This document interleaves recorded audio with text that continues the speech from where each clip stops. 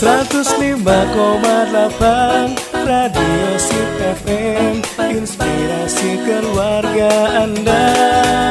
Hadir penuh dengan cinta, bahagia bersama Radio Sip FM.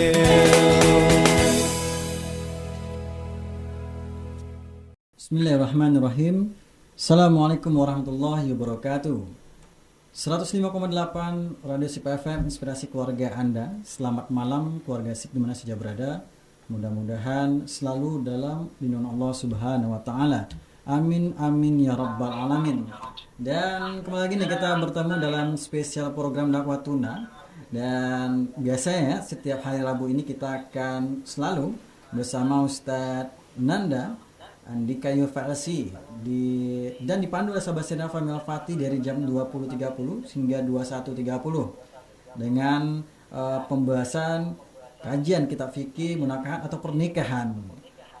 Nah, selain di frekuensi 105,8 FM, Anda juga dapat mendengarkan kita melalui live streaming di sipfm.com dan juga ini kita juga sekarang live di Instagram di @sipfm. Jadi untuk keluarga Sip ya yang mendengarkan sekarang juga bisa lihat di YouTube kita nanti ya di Instagram kita di @sipfm.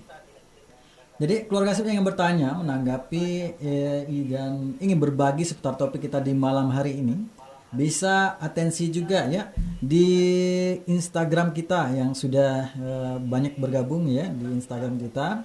Kemudian juga bisa di WhatsApp kita dengan nomor 081264579612 dan juga bisa di Instagram kita ini. Jadi untuk yang bergabung di pembahasan kita tentang kajian kitab fikih munakahat atau pernikahan. Kita sapa dulu Ustaz. Assalamualaikum Ustaz.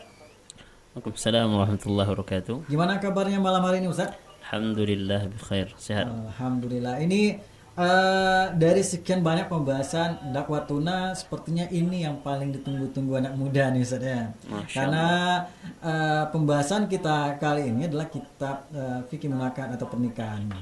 Nah, kita persilakan nih kepada Ustaz untuk memulai kajian kita pada malam hari ini. Silakan Ustaz. Baik, terima kasih sahabat Syar Fahmi dan keluarga Sip dimanapun Anda berada. Bismillahirrahmanirrahim. Assalamualaikum warahmatullahi wabarakatuh. Alhamdulillahilladzi arsala rasulahu bil huda wa dinil haqq liyudhhirahu 'ala ad-din kullihi wa kafa billahi shahida. Nashhadu an la ilaha illallah wahdahu la sharika lah wa nashhadu anna Muhammadan 'abduhu wa rasuluhu la nabiyya wa la rasula ba'dah. Allahumma 'allimna ma yanfa'una wanfa'na bima 'allamtana warzuqna 'ilma. Allahumma amin ya rabbal alamin. Baiklah keluarga Sip dimanapun Anda berada, kita pada malam hari ini insyaallah akan melanjutkan kajian kita yang tema ini telah kita mulai pada pekan kemarin tentang wanita-wanita yang diharamkan untuk dinikahi dalam jangka waktu tertentu atau mahram yang berjangka. Dalam artian sifat keharaman ini atau bisa berubah menjadi boleh ketika penyebabnya telah hilang. Yang pertama kita sedikit merojah dulu, kita sudah sebutkan adalah karib kerabat dari istri, baik itu adalah saudari kandungnya atau saudari tirinya, maksudnya sama bapakkah atau sama ibu, ataupun juga bibi dari istri. Ini akan menjadi mahram atau diharamkan untuk dinikahi selagi ikatan pernikahan dengan istri terbangun. Kalau ikatan ini sudah lepas atau mungkin karena cerai ataupun sudah meninggal, maka ikatan atau halangan pernikahan ini sudah juga terlepas atau mahramnya atau keharaman ini sudah terangkat. Itu yang pertama. Yang kedua kita juga telah membahas kemarin adalah istri seseorang. Oke, status ini seseorang istri maka tidak boleh lagi dikhitbah karena dia sudah menjadi istri orang lain. Hal ini akan terangkat ketika dia sudah diceraikan atau sudah tidak lagi berstatus istri pada orang lain. Yang ketiga adalah wanita yang sedang masa iddah atau menunggu pasca talak. Nah, hal ini sama kasusnya dengan statusnya, karena walaupun dia sudah ditalak, tetapi kalau masih masa iddah maka masih terhitung sebagai istri. Hal ini akan selesai ketika sudah habis masa iddahnya. Yang keempat adalah wanita yang ditalak 3 bagi si suami. Maka mantan suami atau suami yang lama yang setelah menjatuhkan talak 3 pada istri, dia terhalang atau diharamkan untuk kembali rujuk dan kembali kepada istrinya kalau sudah jatuh talak 3 sampai memenuhi syarat, yaitu syaratnya terdapat dalam Al-Quran, istrinya itu menikah lagi dengan lelaki lain, dan qadarullah wa masya'a fa'al, yakni dia bercerai lagi. Nah, setelah dia bercerai dari pernikahan yang sah dengan perceraian sah, setelah lewat masa iddah, barulah seorang suami bisa rujuk atau kembali lagi pada istri setelah ditalak 3. Yang kelima adalah menikahi orang yang sedang ihram atau si laki-laki sedang masa ihram. Hal ini akan terlepas ketika ihramnya sudah dibatalkan berupa tahallul. Selanjutnya yang keenam, menikahi budak wanita padahal masih ada wanita-wanita yang merdeka. Walaupun sekarang konsep perbudakan sebenarnya sudah ilegalkan secara hukum internasional. Tapi secara hukum kalau masih ada sekiranya budak dan diharamkan untuk menikahi budak atau dilarang untuk menikahi budak selagi masih ada pilihan wanita-wanita merdeka. Kecuali kita sudah sebutkan ada syaratnya, ada 2 kondisi yang membolehkan di pertemuan sebelumnya. Baik, sekarang kita akan masuk kepada golongan wanita yang juga diharamkan untuk dinikahi, yaitu az-zaniyah, wanita yang telah berzina atau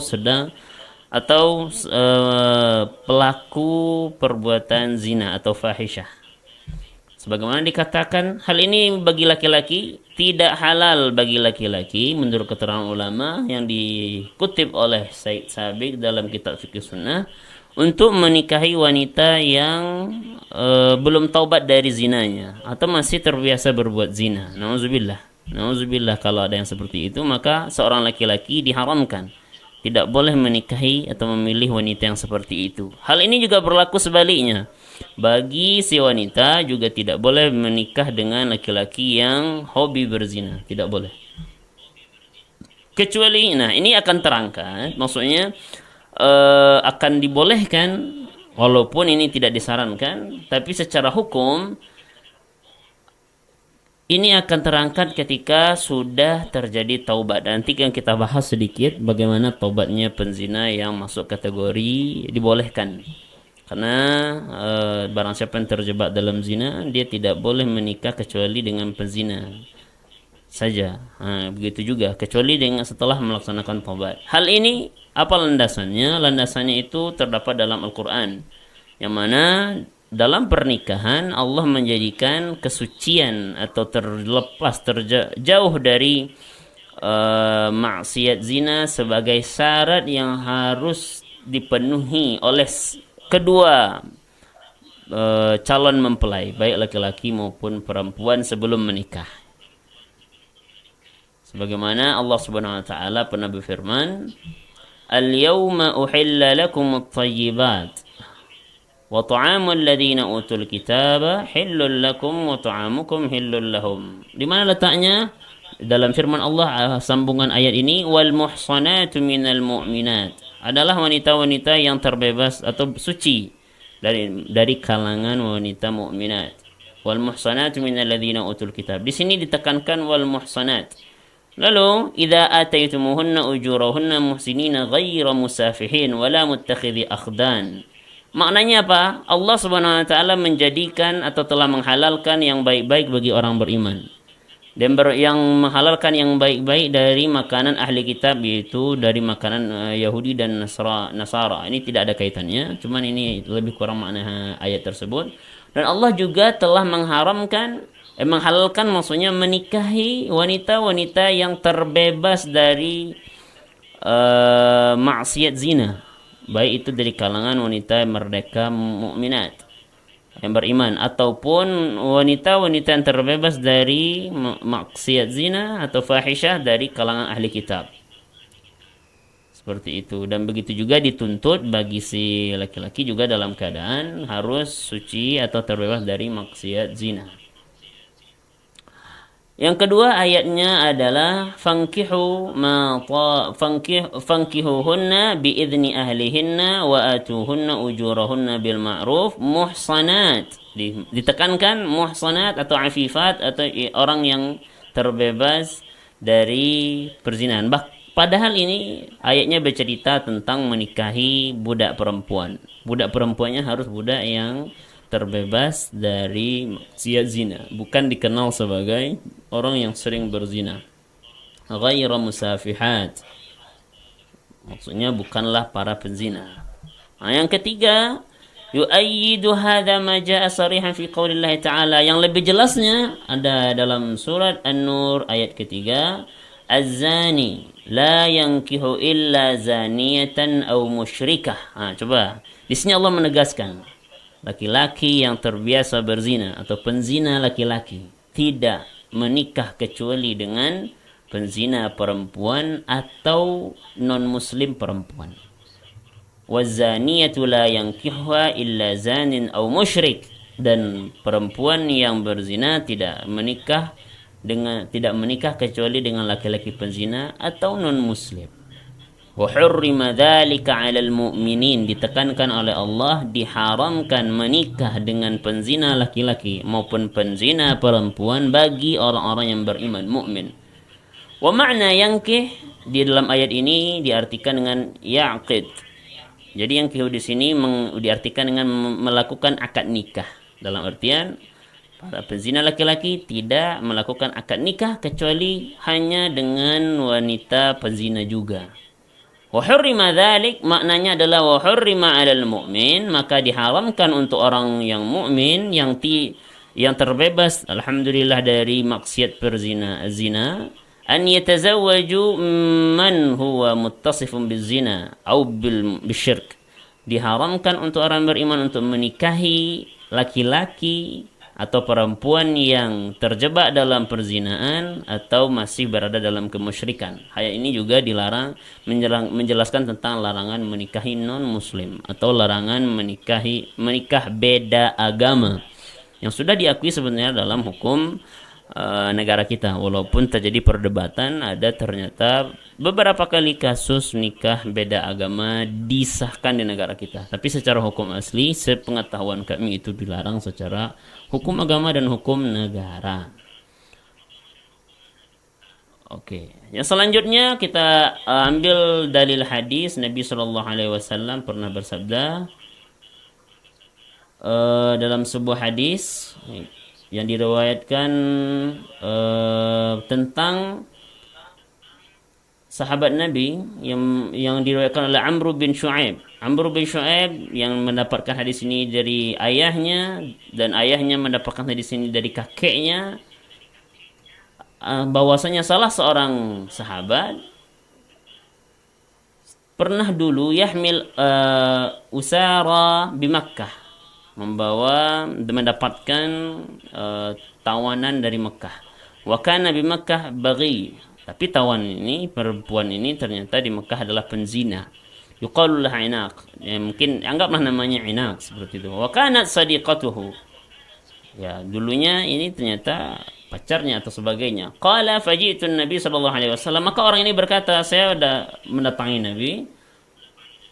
Faqultu, maka dia mengatakan kepada Nabi, dulu dia belum nikah, cuma berpacaran sebagainya sebelum Islam. Ya Rasulullah, ankihu inaqan, ya Rasulullah boleh saya menikah inak, yang mana inak ini adalah salah seorang penzina. Qala, maka Nabi SAW fasakata anni, ternyata Nabi diam saja, tidak langsung menjawab. Maka turunlah ayat, wazaniyatu la yankihuha illa zanin aw musyrik. Wanita penzina tidak menikah atau haram dinikahi kecuali tidak menikah dengan orang yang mukmin. Tak boleh itu. Yang kita bacakan tadi. Fada'ani faqaraha alayya wa qala la tankihuha. Maka dikatakanlah Nabi SAW setelah membacakan ayat ini, jangan nikahi dia. Jangan nikahi dia. Ini dalam hadis. Sebagaimana hadis lain, az-zanil majlud la yankihu illa mithlahu. Laki-laki penzina yang telah dihukum cambuk, berarti ini dia berzina dikala dia belum menikah. Hukuman penzina yang belum menikah adalah dicambuk. Laki-laki penzina yang telah dicambuk atau sebelum menikah, maka tidak boleh menikah kecuali dengan semisalnya atau dengan wanita yang pernah berzina juga. Kecuali maka hal ini tidak boleh. Insyaallah untuk segmen pertama ini kita bahas dulu, tapi jangan berhenti dulu karena akan kita jelaskan apa syarat yang akan mengangkat atau menghilangkan keharaman ini. Kita katakan tadi taubat. Jadi taubat yang seperti apa sebenarnya diakui oleh agama sehingga bisa diangkatkan label penzina dari dirinya. Karena selagi label penzina ada pada dia tidak boleh menikah kecuali dia tidak boleh menikah dengan mukmin. Dan mukmin yang tahu calonnya atau pasangannya adalah penzina diharamkan untuk menikah dengan orang tersebut. Kecuali sudah diangkatkan label penzina yang sudah mendapatkan taubat nasuha, dan bagaimana taubat tersebut insyaallah kita bahas dalam segmen-segmen selanjutnya. Kita kembalikan dulu kepada sahabat Syiar Fahmi. Masya Allah, ini luar biasa sekali ya pembahasan kita keluarga sip ya malam hari ini. Dan bagi Anda yang ingin bertanya, ingin menanggapi atau berbagi seputar topik kita di malam hari ini, atau berada topiknya itu di luar ini tapi masih dalam kajian pernikahan, nah, insya Allah juga akan dijawab oleh Ustadz nanti. Nah, kita juga masih tunggu nih atensi Anda, baik itu juga di WA kita dan juga di Instagram kita juga kita akan live. Nah, kita rehat sejenak.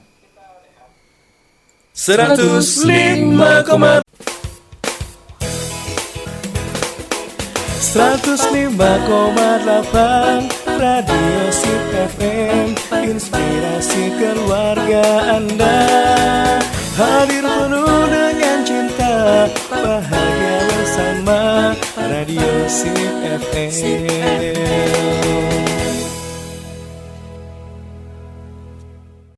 105,8 Radio Sip FM, inspirasi keluarga Anda, keluarga Sip. Kita berjumpa kembali nih di segmen kedua bersama Ustadz Ananda Andika UFLC, dan juga pembahasan kita tentang malam hari ini tentang mahram berjangka. Nah, untuk Anda keluarga Sip yang ingin bertanya, kemudian juga ingin berbagi seputar topik kita di malam hari ini ya tentang mahram berjangka, atau ingin bertanya seputar kitab atau ke kajian fikih pernikahan atau fikih munakahat, bisa ditanya langsung, bisa di live streaming di fm.com ya, bisa Anda dengarkan. Dan juga di WhatsApp kita dengan nomor 081264579612. Kemudian juga Anda bisa bertanya langsung nih di Instagram kita, karena kita sekarang ini juga live di Instagram. Dan kita lanjutkan kembali pembahasan kita bersama Ustadz Nanda Andika UFLC. Silakan Ustadz.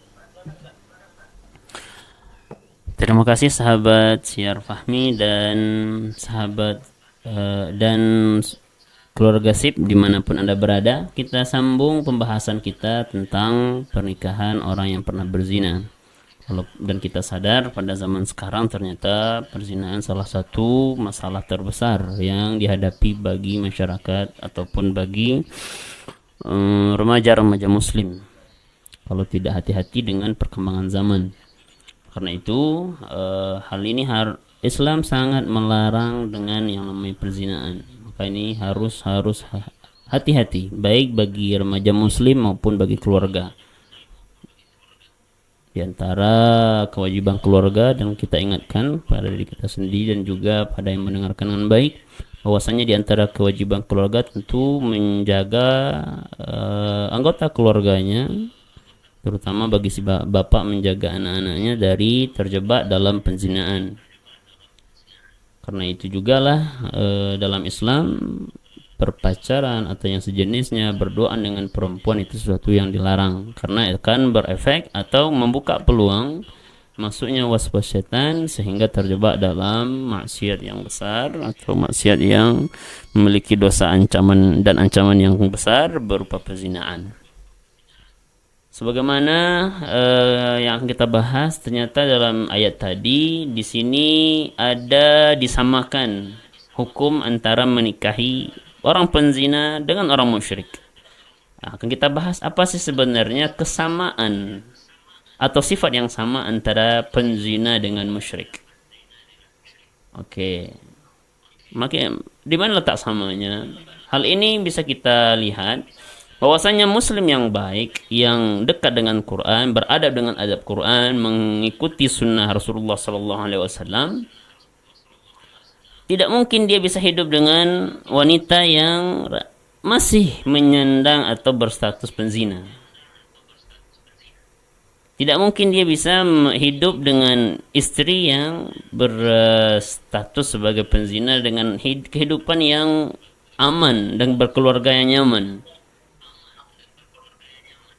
Seperti itu. Sebagaimana dan dia tidak akan mendapatkan atau sulit akan seorang suami mendapatkan tujuan pernikahan berupa sakinah, mawaddah, warahmah dari pernikahan ketika pasangannya ternyata adalah wanita yang masih terjebak dalam penzinaan. Karena dikatakan fa'inal mawaddah allati tahsul bainal muslim wa zaniyah, di mana letak mawaddahnya, kasih sayang yang akan didapatkan bagi seorang laki-laki yang menikahi wanita yang masih berzina. Wa inna nafsin zaniyah min tilka an-nafs allati taskunu ilaiha nafsul mu'min sahih iman. Ya, bagaimana cara wanita yang masih berprofesi sebagai penzina bisa memberikan ketenangan batin pada suaminya? Malah yang akan terjadi adalah memberikan tekanan mental, memberikan kesedihan dan sebagainya. Dan sebaliknya juga, bagaimana seorang wanita yang baik-baik bisa tenang melihat suaminya yang masih terjebak dalam perzinaan. Wa innal muslim la yastati' nikah az-zaniyah. Dan seorang muslim tidak akan sanggup menikahi wanita yang berzina sebagaimana dijelaskan sebelumnya. Kenapa? Karena sudah kehancuran akhlaknya, kehancuran kehormatannya dan sebagainya. Dan biasanya efek yang timbul dari perzinaan kehilangan atau menghilangnya atifah rasa kasih sayang sebagai seorang wanita. Dicabut Allah Subhanahu wa taala karena maksiat yang dikerjakannya. Hal ini sama kasusnya ketika muslim menikahi musyrikah. Muslim menikahi non-muslim, efeknya juga seperti itu. Maksudnya sulit untuk mendapatkan yang namanya sakinah atau ketenangan batin. Ya, bagaimana dia mendapatkan ketenangan batin ketika dia mau beribadah ternyata tidak ada dorongan atau malah ada halangan dan sebagainya. Dan bagaimana dia akan mendapatkan cinta yang sebaiknya ketika pasangannya tidak senang melihat dia melakukan kegiatan-kegiatan agamanya karena berbeda dan sebagainya. Dan ini karena inilah dilarang menikahi orang yang berzina dan menikahi wanita yang non muslim ataupun sebaliknya menikahi laki-laki muslim dan sebagainya. Karena hikmah dari pernikahan berupa ketenangan batin, bertenang hidup berkeluarga, mendapatkan kasih sayang yang timbul salah satunya dari melihat ibadah pasangan kita. Hal ini tidak akan didapatkan pada pasangan yang masih terjerumus dalam maksiat zina maupun pasangan yang non muslim atau tidak seagama. Karena itulah di hukum agama, bahkan di hukum negara, pernikahan beda agama masih sampai sekarang setahu kami masih dilarang. Hal ini terkait dengan menikahi seorang muslim, seorang non muslim juga dikatakan larangannya dalam surah Al-Baqarah. Wala tankihul musyrikat hatta yu'min. Jangan wahai laki-laki mukmin menikahi non muslim perempuan. Wala amatun mu'minatun, bahkan Allah katakan dalam Al-Qur'an, seandainya ada, kan kita mengatakan kemarin tidak boleh menikahi budak perempuan selagi ada yang wanita merdeka. Seandainya nih sudah ada non muslim Dan ada juga budak yang mungkin kalau secara kecantikan jauh kalah daripada non muslim yang merdeka. Kata Allah, wala amatun mu'minatun khairum min musyrikah. Wanita yang mukminah walaupun dia adalah budak, di sisi Allah Subhanahu wa taala dan bagi kita, bagi yang beramal atau bagi menikah, lebih baik hukumnya, lebih baik efeknya, lebih baik akibatnya daripada menikahi non muslim. Walau a'jabatkum, walaupun non muslim membuat kita takjub. Masya Allah, mungkin dengan kecantikannya atau sebagainya, hartanya sebagainya, atau posisinya yang sudah merdeka dan ini tidak merdeka. Walaupun seperti itu, Allah SWT menjelaskan memilih budak perempuan yang muslim lebih baik ketimbang memilih non muslim yang membuat kita takjub. Dan sebaliknya juga bagi perempuan juga tidak boleh menikahi laki-laki sampai dia menjadi mukmin, beriman kepada Allah Subhanahu wa taala. Dan budak laki-laki lebih baik bagi perempuan kalau memang harus memilih daripada memilih non muslim yang laki-laki, walaupun non muslim yang laki-laki ini lebih menggairahkan, lebih menjanjikan. Tapi kata Allah, lebih baik engkau menikahi budak. Kalau memang harus ya memilih antara dua ini, lebih baik pilih budak muslim. Ulaika yad'una ilan nar. Kenapa alasannya? Karena non muslim akan mengajak kita, akan menyeret kita ke dalam api neraka. Allah yad'u ilal jannah wal maghfirati bi'idnih. Sedangkan Allah Subhanahu wa taala mengarahkan kita dan mengajak kita untuk ke surga, yaitu dengan menikahi orang yang mukmin, bukan kafir, bukan non muslim. Dan sebagaimana kita sampaikan dalam ayat yang tadi, surah At-Talaq ayat ketiga, disamakan oleh Allah Subhanahu wa taala menikahi antara penzina dengan non muslim. Karena itu sangat-sangat dilarang dan tidak boleh menikahi penzina dan juga non muslim. Selanjutnya kita bahas, hal ini bisa saja terangkat ketika memang yang sempat terjebak dalam dosa perzinaan sudah memenuhi syarat-syarat taubatun nasuha. Karena dalam agama kita ada kaidah mengatakan at-taubatu tajubbu ma qablaha.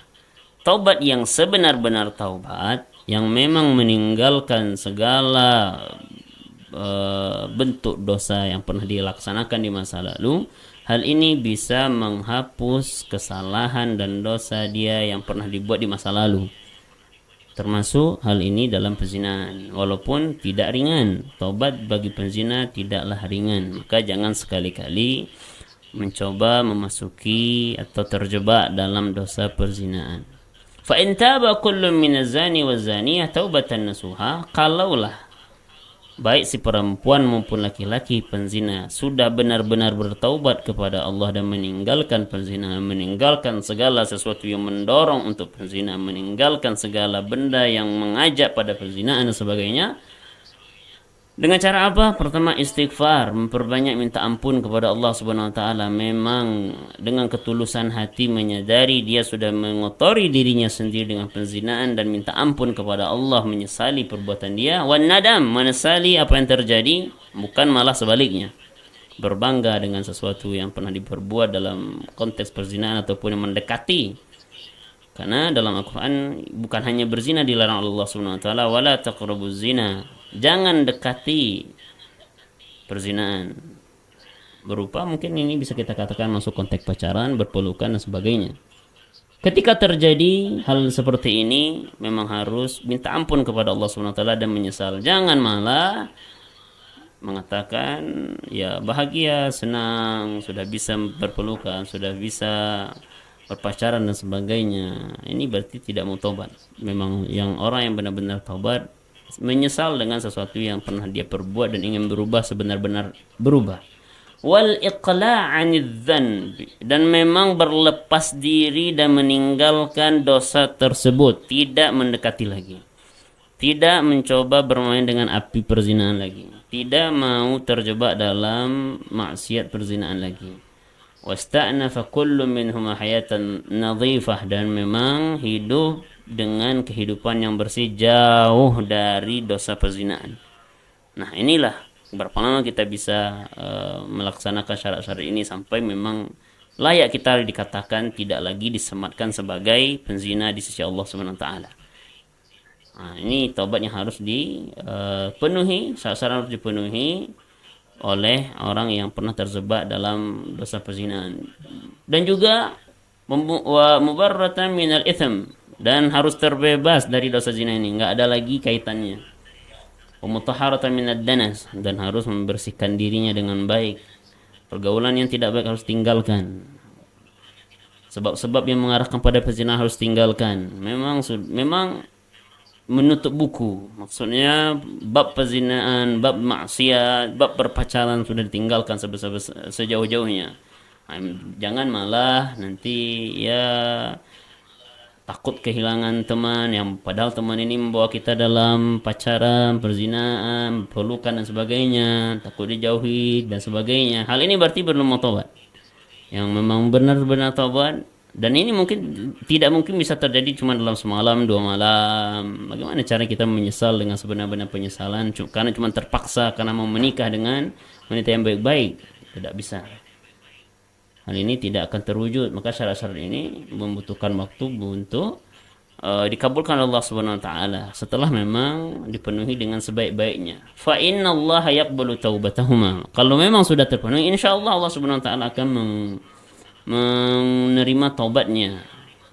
Karena Allah Subhanahu wa taala akan menerima memiliki rahmat yang besar, salah satunya untuk menerima taubat manusia. Sebagaimana Allah Subhanahu wa taala pernah berfirman dalam surah Ghafir ayat ke-60, dalam surah Zumar, maksudnya surah Zumar ayat 53, Allah Subhanahu wa taala pernah berfirman, "Qul ya ibadiyalladzina asrafu ala anfusihim", katakanlah wahai Muhammad, pesan Allah Subhanahu wa taala kepada hamba-hamba Allah yang pernah israf. Di antara yang termasuk ke dalam golongan israf ini perzinahan. Dosa yang besar, dosa yang sudah direncanakan, dosa yang sudah disengaja, dan maksiat besar. Allah Subhanahu wa taala masih mengatakan la taqnatu min rahmatillah. Jangan pernah putus asa untuk bertaubat. Untuk kembali ke jalan yang baik. Allah menunggu, segera berubah. Tinggalkan pacaran, tinggalkan maksiat. Jangan dekat-dekat dengan lawan jenis sampai dihalalkan.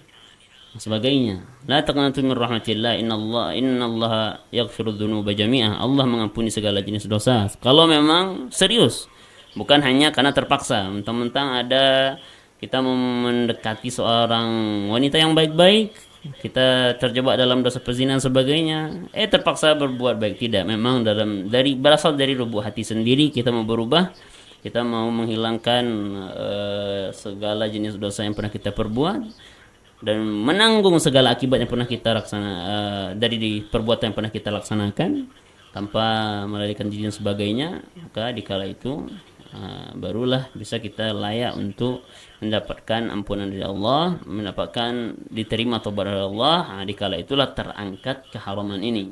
Ketika seorang yang sudah terjebak dalam perzinahan dihilangkan atau diterima taubatnya Allah Subhanahu wa taala, barulah dia dibolehkan untuk melamar atau menikah dengan wanita baik-baik, ataupun sebaliknya. Selanjutnya, hal ini juga ada dari asar atau keterangan sahabat Nabi SAW. Dalilnya, Sa'ala rajul Ibnu Abbas. Suatu hari seorang laki-laki pernah bertanya pada Ibnu Abbas. Faqala inni kuntu ulimu bimrah. Dulu saya pernah berzina dengan seorang perempuan. Ati minha ma haramallahu alaihi. Intinya dia sampai berzina. Laki-laki ini mengaku. Farazaqani Allahu min dzalika taubata. Maka alhamdulillah, atau saya sudah taubat, benar-benar taubat sebagaimana taubat yang baik. Faradtu an atazawwajaha, maka saya ingin menikahi dia. Faqala Anas, inna zani la yankihu illa zaniyatan aw musyrikah. Maka penzina hanya menikahi penzina juga atau non muslim. Faqala Ibnu Abbas, laisa hadha ini Ibn Abbas ya. Kalau tadi Anas yang berkatakan, kata Anas penzina cuma boleh sama penzina. Maka faqala Ibn Abbas mengatakan laisa hadza fi hadza. Ayat ini bukan untuk itu. Maksudnya ayat ini tidak dipraktekkan pada mereka yang sudah bertaubat. Inkiha, menikahilah dia. Nah, inilah asar dari Ibn Abbas. Ibn Abbas motivasi, silakan kalau memang sudah benar-benar taubat, tidak masalah. Bukan karena engkau diakui pezina, tidak. Sekarang engkau sudah Allah terima taubatnya dengan benar-benar ingin berubah dan sebagainya. Nah, maka nikahilah dia dengan nikah yang baik-baik. Ini ada asar dari sahabat Nabi, yaitu Ibn Abbas. Oke, kita selesaikan di pembahasan tentang menikahi wanita yang pernah berzina.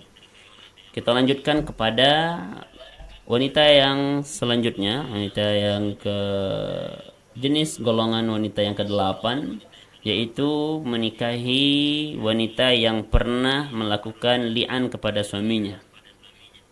Apa itu li'an? Li'an itu adalah melaknat suami atau menyumpahi suami atau menuduh suami. Menuduh suami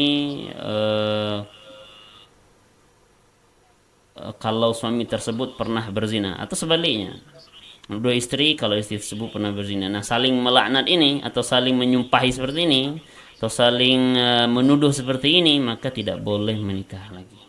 La yahillu lirajul ay yatazawwaja al-mar'ata allati la'anaha. Laki-laki kalau sudah menuduh istrinya berzina, enggak boleh menikahi wanita tersebut. Fa innaha muharramatun alaihi hurmatan daimatan ba'da li'an. Tapi sifat ini adalah, kalau tadi sementara bagi yang li'an, maka hukumnya selamanya.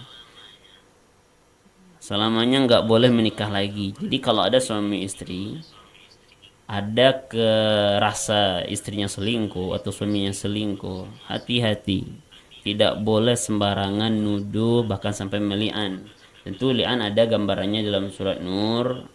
Walladzina yarmuna azwajahum wa lam yakul lahu syuhada illa anfusuhum fa syahadatu ahadihima arba'u syahadatin billah. Artinya apa? Laki-laki yang menuduh istrinya berzina, sedangkan dia tidak memiliki, kalau berzina kan biasanya harus 4 orang saksi. Laki-laki ini tidak memiliki syuhada illa anfusuhum, kecuali diri mereka sendiri. Fasyahadatu ahadihim arba'u syahadatin billah. Maka caranya dia harus bersumpah 4 kali. Inna laminas sadiqin. Wal khamisah, pada yang kelima baru dia bersumpah bahwa saya yakin istri saya berzina dan sebagainya, sejenis itu. Yang kelima baru dia mengatakan wa an la'natallahi alaihi in kana minal kadhibin, dan Allah melaknat saya kalau saya berbohong menuduh istri saya. Ini li'an. Nanti akan dibalas. Yang namanya li'an itu saling berbalasan. Istri juga bilang kayak gitu. Maka kata istri, kalau dia ingin menolak tuduhan dari suami, karena suami tidak menghadirkan 4 orang saksi sebagaimana dalam saksi perzina, dalam saksi selingkuh dan perzinaan seorang istri, maka istri juga akan bersaksi 4 kali atas nama Allah bahwasanya tidak yang dibilang suami itu bohong atau saya tidak berzina dan sebagainya. Yang kelima dulu dibilang an ghadaballahi 'alaiha in kana minas sadiqin, dan Allah akan marah kepada saya kalau seandainya tuduhan suami saya benar. Nah, ini namanya li'an. Li'an ini efeknya adalah cerai dan tidak boleh menikah lagi. Orang yang sudah saling meli'an tidak boleh menikah lagi, yang sudah saling melemparkan tuduhan. Dan ini hati-hati dalam berkeluarga. Kalau ada mungkin hasutan, fitnah, gunjingan yang tidak benar terhadap pasangan, jangan sembarangan langsung nuduh. Sampai nanti takutnya sampai pada li'an. Li'an, kalaupun nanti terbukti ternyata salah faham, tidak boleh balik lagi. Haram, diharamkan untuk menikahi wanita yang sudah pernah dituduh atau istri yang sudah pernah dituduh berzina oleh suaminya. Ini hati-hati bagi yang sudah berkeluarga. Jangan sampai hancur keluarganya karena kesalahpahaman. Oke, kita cukupkan segmen kedua Pak dengan wanita atau menikahi wanita yang telah dili'an atau telah dituduh selingkuh dan berzina dengan laki-laki lain. Kita lanjutkan insyaallah pada segmen selanjutnya, pembahasan terakhir terhadap golongan wanita yang diharamkan untuk dinikahi. Baik, kita kembalikan kepada sahabat siapa? Masya Allah, ini luar biasa sekali ya pembahasan kita. Banyak hal-hal baru yang kita ketahui nih keluarga SIP ya, terkait mahram ini. Dan seperti apa yang disampaikan oleh Ustaz tadi, bahwasanya kita akan lanjutkan lagi di segmen terakhir, segmen ketiga. Dan kita rehat sejenak. 105,8 Radio Sip FM. Mau kemana, Bu? Kok buru-buru? Ibu mau ngantar Kia ke sekolah, Pak. Habis itu mau ke pasar. Tapi biar nggak bolak-balik, Ibu ke kantor Las Risalah Charity dulu deh, mau bayar zakat. Bu, bayar zakat, infak, dan sedekah sekarang nggak perlu repot lagi. Kan sudah ada aplikasi Posgiro Mobile, PGM. PGM? Apa itu, Pak? Pasti Ibu belum download kan?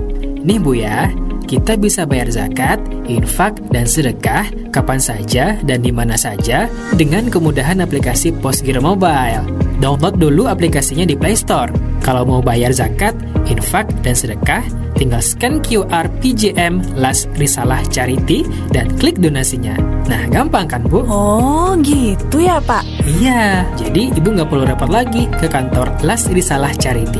Kalau sudah berdonasi, konfirmasi segera ke nomor hotline 0812 7688 6882. Masya Allah, untung ada Posgiro Mobile ya, Pak. Jadi nggak perlu repot lagi kan Ibu bayar zakat, infak, dan sedekahnya. Download sekarang juga Posgiro Mobile. Program layanan ini dipersembahkan oleh Las Risalah Charity bekerjasama dengan PT Pos Indonesia.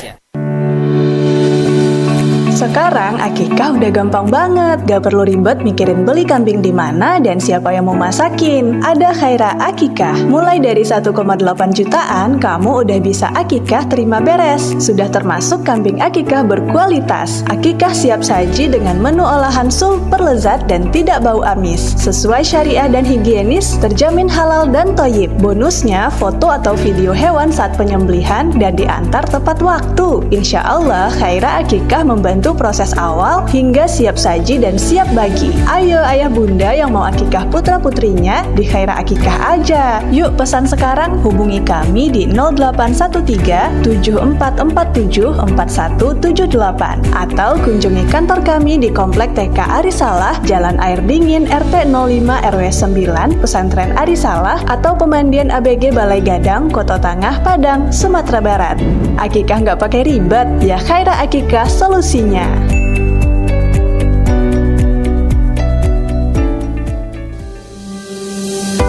Wakaf termasuk ke dalam sedekah jariah. Pahalanya akan terus mengalir selama aset wakaf tersebut digunakan dan dimanfaatkan. Mari berwakaf tanah dalam bentuk uang tunai untuk pembebasan lahan beserta pembangunan asrama santri perguruan Islam Arisalah di kawasan Yayasan Wakaf Arisalah. Asrama yang akan dibangun di atas tanah tersebut nantinya akan melahirkan para penghafal-penghafal Al-Quran. Untuk nominal wakaf tanah sebesar 250.000 tiap meter persegi bisa ditransfer ke Bank Syariah Indonesia ex BNI Syariah dengan nomor rekening 123.000.2010 atas nama Badan Pengelola Wakaf Arisalah dengan kode 421. Setelah berwakaf, lakukan konfirmasi ke 0813-7147-7003 atau 0853-6325-5085. Selain itu, Badan Pengelola Wakaf Arisalah juga menerima wakaf uang, Al-Quran, rumah yatim, masjid, radio, hingga wakaf usaha produktif. Info selengkapnya kunjungi www.wakafarisalah.or.id, Facebook Wakaf Arisalah, dan Instagram @wakafarisalah.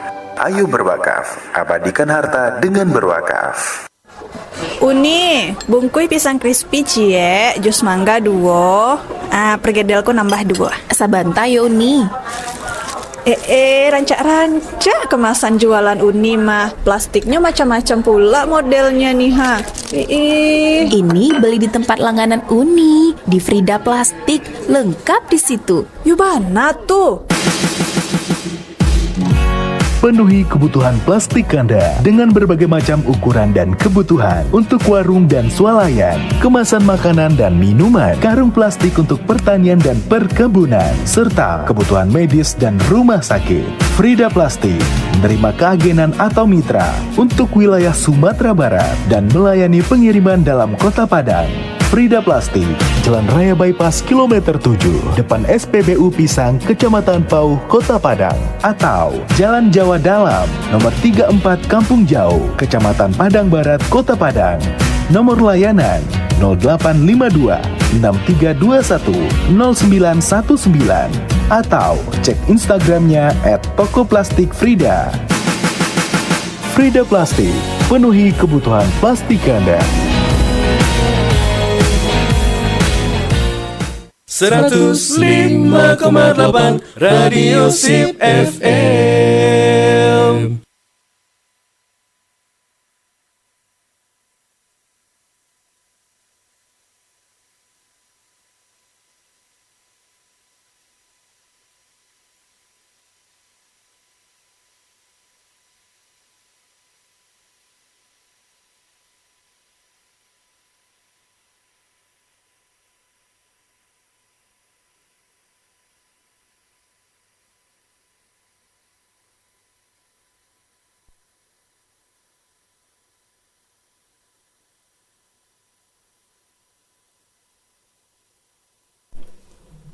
Baik, 105,8 Radio Sip FM, inspirasi keluarga Anda. Kita lanjutkan kembali nih di segmen ketiga, segmen terakhir kita ya, bersama Ustadz Nanda Anika Yufarsi, dan pembahasan kita adalah tentang mahram berjangka.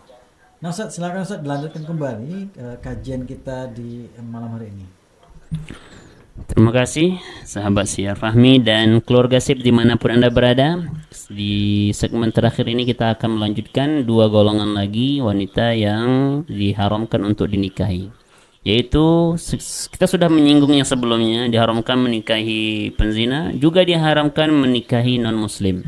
Sebagaimana ini sudah menjadi kesepakatan para ulama bahwasanya tidak boleh atau haram bagi seorang yang muslim menikahi non-muslim, menikahi yang penyembah berhala dan sebagainya. Dan juga termasuk ke dalam golongan non-muslim seorang murtad yang telah berpaling dari Islam. Juga tidak boleh seorang muslim menikahi muslim yang murtad, nggak boleh.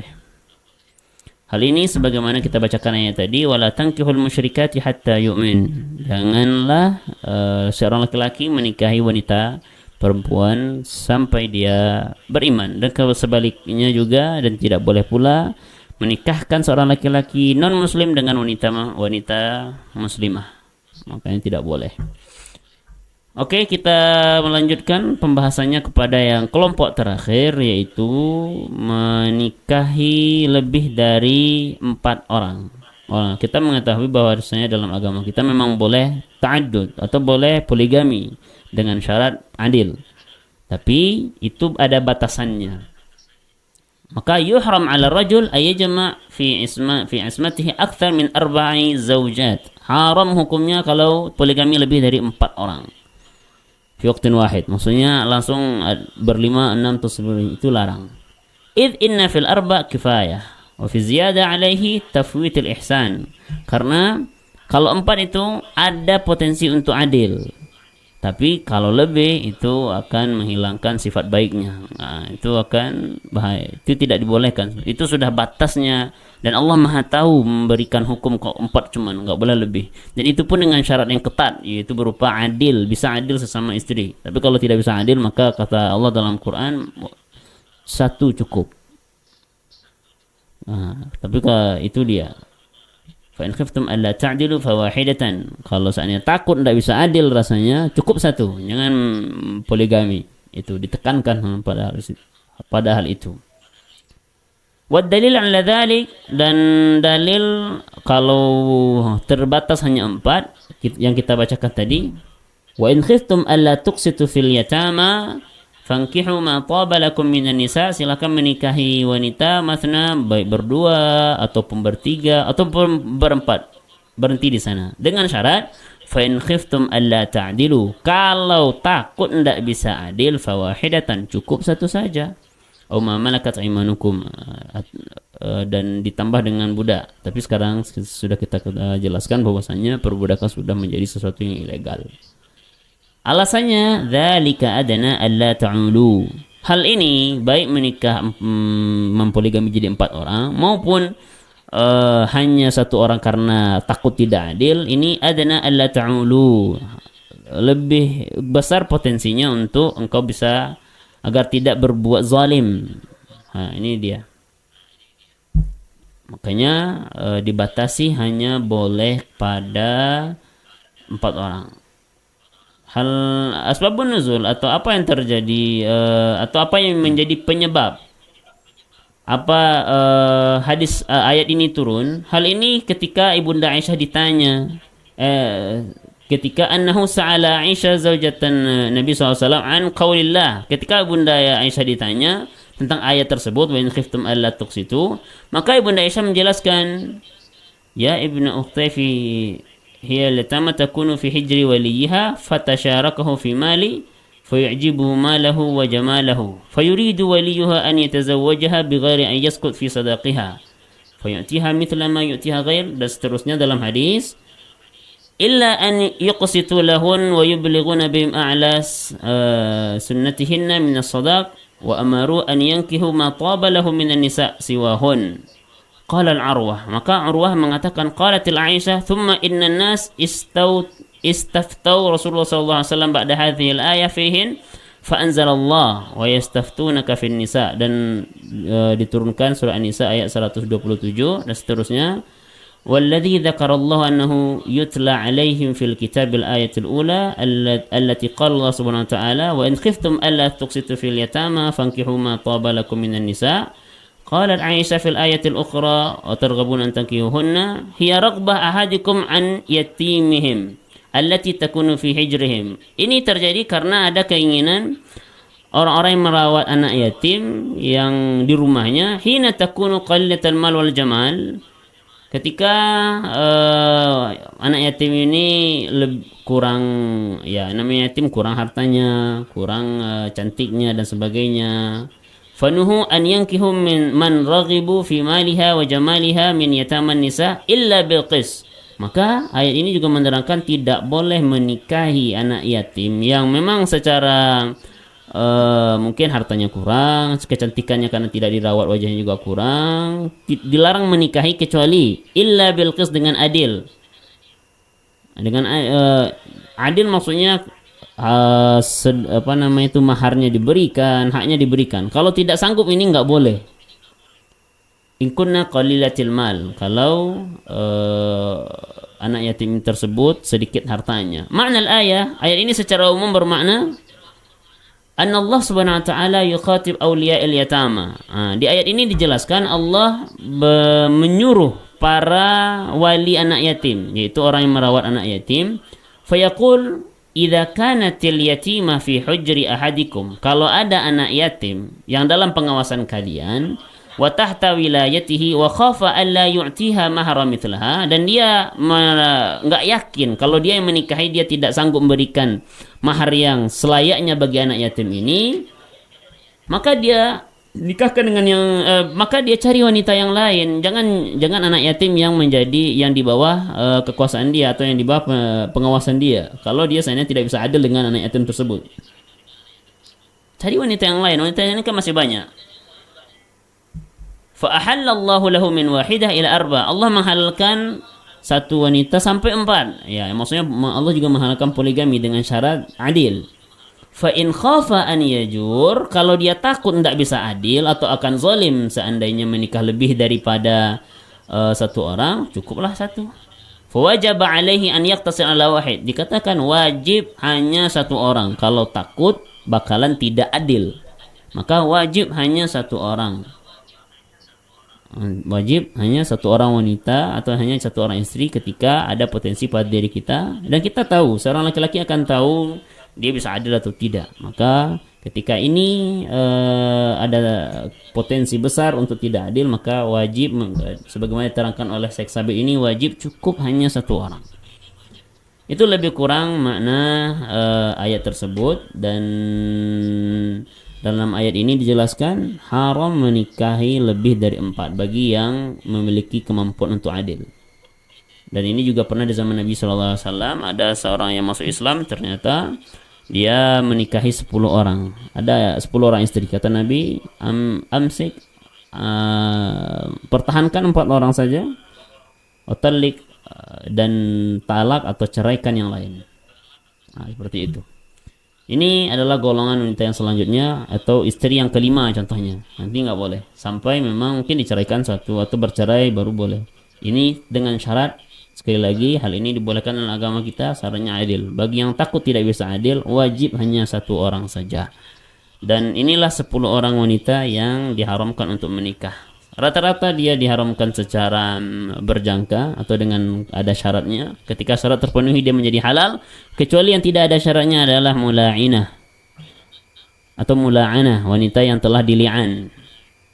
Wanita yang telah meli'an ataupun wanita yang telah dili'an oleh suami yang meli'an atau yang menuduh, maka ini diharamkan selamanya, karena memang tidak mungkin yang seperti ini akan bisa bersatu kembali. Baik, pada malam hari ini kita cukupkan pembahasan tentang wanita yang diharamkan untuk dinikahi. Dan pada pertemuan selanjutnya kita akan melanjutkan kepada syarat atau makna dari sekufu atau kifayah. Apa makna sekufu dalam hadis Nabi SAW? Untuk menikah itu cari yang sekufu. Apa maknanya? InsyaAllah kita bahas pada pertemuan selanjutnya. Akhir kalam, kita sekiranya ada yang salah dalam penyampaian kami mohon maaf sebesar-besarnya. Dan syukran jazilan, terima kasih banyak untuk kesetiaannya mendengarkan kajian dalam SIP FM untuk seluruh keluarga SIP. Dan kepada Allah SWT kami mohon ampun. Nastaghfirullahaladzim, nastaghfirullahaladzim, nastaghfirullahaladzim. Subhanakallahumma bihamdika nasyhadu an la ilaha illa anta nastaghfiruka wa natubu ilaik. Kita serahkan kembali kepada saudara sahabat Syiar Fahmi. Kami tutup dengan salam. Assalamualaikum warahmatullahi wabarakatuh. Waalaikumsalam warahmatullahi wabarakatuh. Masya Allah, luar biasa sekali pembahasan kita ya. Dan juga sudah diberikan clue oleh Ustadz Nanda ini apa pembahasan kita pekan depan, yaitu tentang sekufu. Nah, keluarga sih, semoga apa yang sudah dibahas oleh Ustadz tadi dapat menambah keimanan kita kepada Allah, cinta kita kepada Islam, dan tentunya bermanfaat, serta kita ambil ibrahnya untuk diaplikasikan dalam kehidupan sehari-hari. Terima kasih banyak Ustadz kedatangannya dan ilmunya berbagi pada kita pada malam hari ini. Keluarga SIP, kalau gitu keluarga SIP ya, Ustadz Nanda Andika Yufa'alsi dan sahabat Syiar Nafamil Fatih pamit dari spesial program Dakwatuna. Tapi jangan kemana-mana dulu nih, karena masih banyak program dan informasi menarik lainnya. Mohon maaf apabila ada salah kata. Subhanakallahumma bihamdika asyhadu an la ilaha illa anta astaghfiruka wa atubu ilaik. Wassalamualaikum warahmatullahi wabarakatuh. 105,8 Radio SIP FM, inspirasi keluarga Anda. Hadir penuh dengan cinta, bahagia bersama Radio SIP FM.